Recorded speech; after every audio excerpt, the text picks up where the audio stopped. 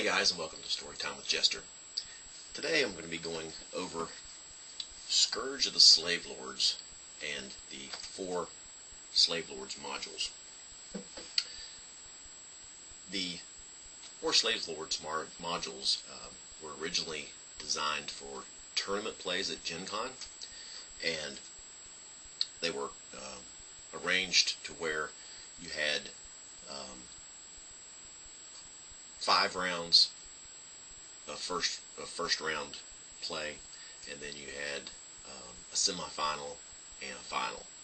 And the way these modules were designed is you had 2 of the first rounds in A1, 2 of the first rounds in A2, the last first round in the semifinal in A3, and the finale in A4. I'm going to read to you from Scourge of the Slavelords, the foreword, because I believe it gives a good summary of everything here. This is by Dave Cook, February 6, 1986. Here in your hands is the next stage of the sweeping adventure begun in the Temple of Elemental Evil. With this book you can carry on the adventures of the band of heroes introduced in the Temple of Elemental Evil as they journey from the safety of Hamlet to the untamed lands of the Palmar. Now your players can adventure in the lands of Greyhawk from 1st through 10th levels or even higher. But these adventures haven't always been the Scourge of the Slavelords. First published in 1980 and 81, they were released as a series of 4 modules: A1, Slave Pits of the Undercity; A2, Secret of the Slavers Stockade; A3, Assault on the Area of the Slavelords; and A4, In the Dungeons of the Slavelords. While these 4 modules linked to each other, there was no thought or intention to connect them to the Temple of Elemental Evil adventures. Indeed, that product had not even been finished at the time. In truth, the A series of modules had humble origins and simple goals. In late 1979, 4 members of the TSR design staff, Lawrence Schick, Harold Johnson, Alan Hammock, and myself, David Cook, listened with some dismay and unhappiness to complaints from players of the Gen Con Open Tournament. We had little idea whether these complaints were valid, but something had to be done.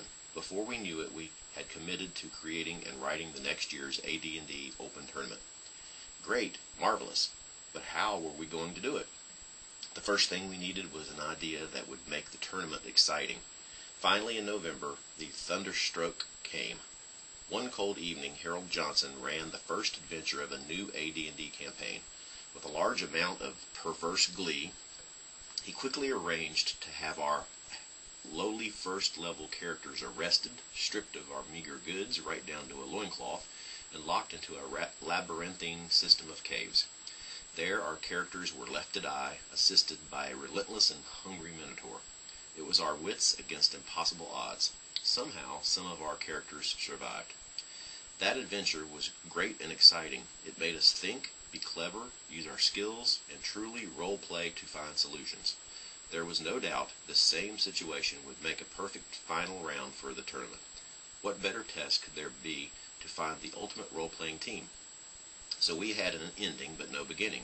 Somehow we had to bring the player characters to this point.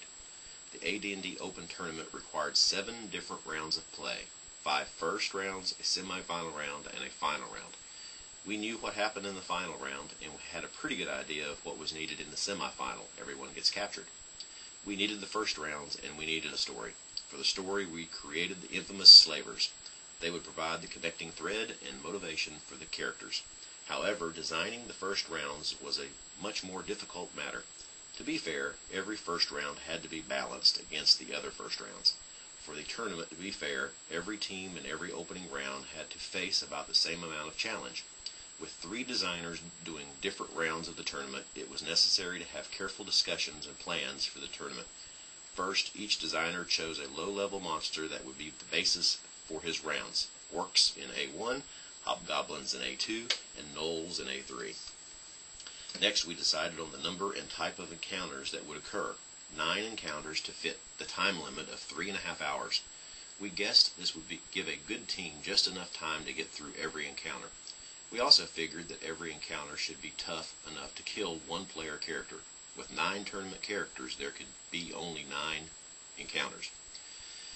We also set what would happen in each encounter. Thus, we came up with the following list: 2 traps, 1 trick to fool the players, 1 problem the players had to solve, 1 encounter with the basic monster of the round, orcs, hobgoblins, gnolls, etc., 1 ambush prepared by the basic monster of the round, 1 encounter with the basic monster and a friend, an ogre for example, 1 encounter with an unintelligent monster, 1 encounter with a brand new monster, and 1 grand finale.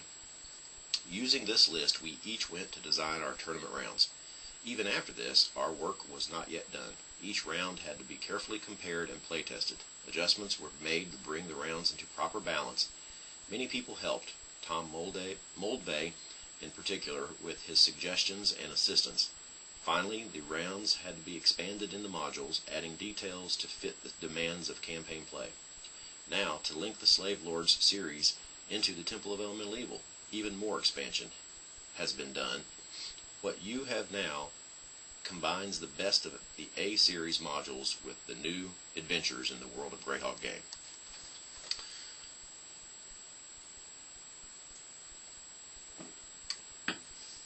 So, like I was saying, these individual modules were designed for tournament play. Inside each, you have it's designated where the tournament portions are and where they're not. So you can actually use these to create your own tournament and play like they, or use them for your own campaign world. So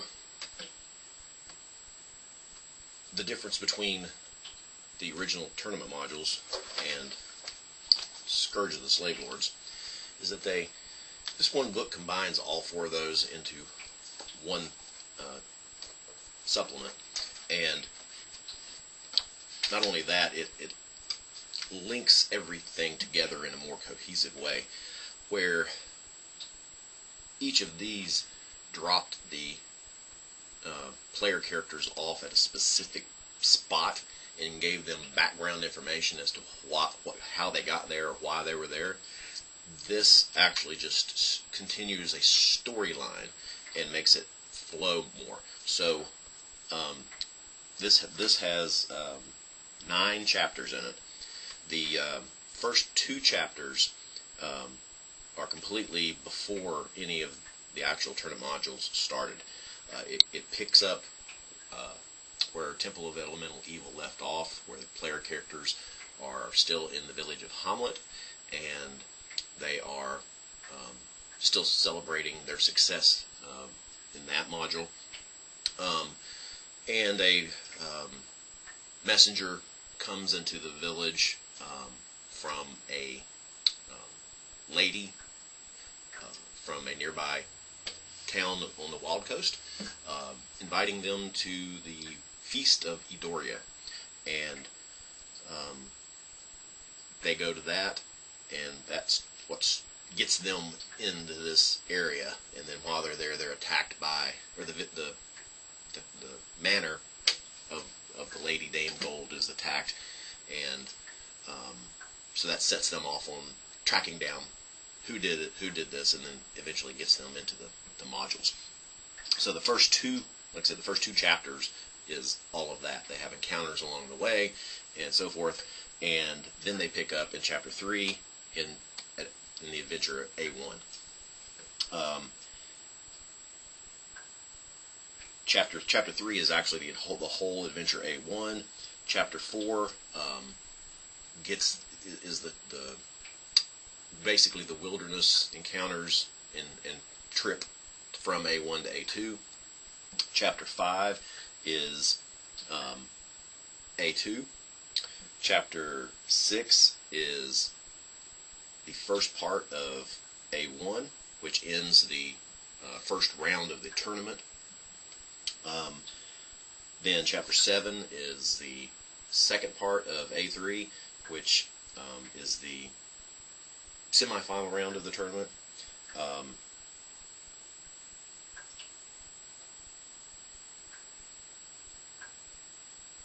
and it's also actually chapter 7 is the whole A3. So yeah, and then at the end of this, they get captured by the Slavelords, and basically chapter 8 and chapter 9 is carryover from here, and then the whole module of A4. And so they added a second capturing, so to speak, that got them. It was basically at the end of chapter 2. They get captured, regardless of which avenue they take to get to the module A1, and it sets up an interesting series of encounters while they're in the city of Highport. It can really piss your players off a lot, but it sets up the animosity that your player characters are going to develop for the slavers,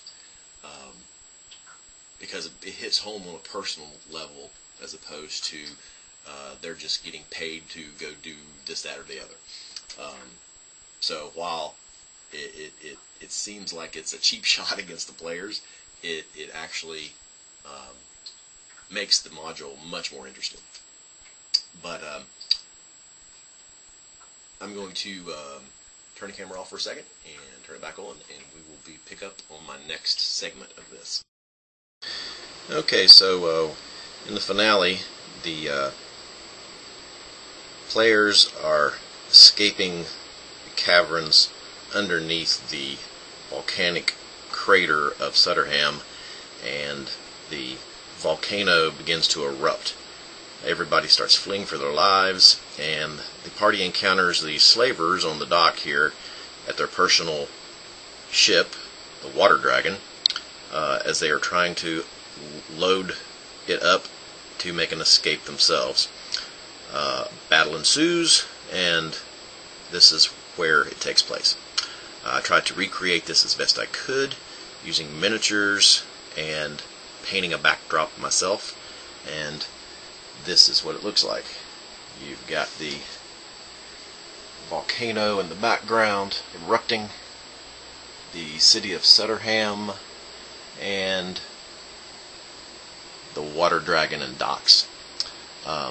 On the map here, you will notice it has the layout of where everybody is. You've got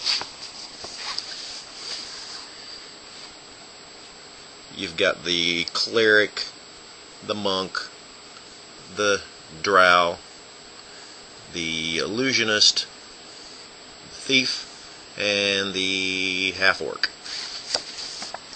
And I tried to recreate that with the miniatures as best I could. As like I said, you've got the cleric, the monk, the drow, the thief, the illusionist, and the half-orc. And over here, where the party would be coming in at, is actually, I have displayed the other Slavelords who were not present at the final encounter for either being dead or have escaped themselves at a different manner. The miniatures are either Ralpartha or Reaper, and the Water Dragon is from a supplier on Etsy. Comes in two parts. You have the upper deck and the lower deck that fit together via magnets. The dock is from a different supplier, also off of Etsy, and the lake that it all sits on is foam board that I painted blue. In the original modules, the sails of all of the slaver ships were yellow, but in my home campaign, I have them being purple for a specific reason.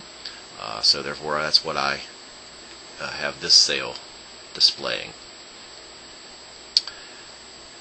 Well, I hope you enjoy my representation of the final encounter,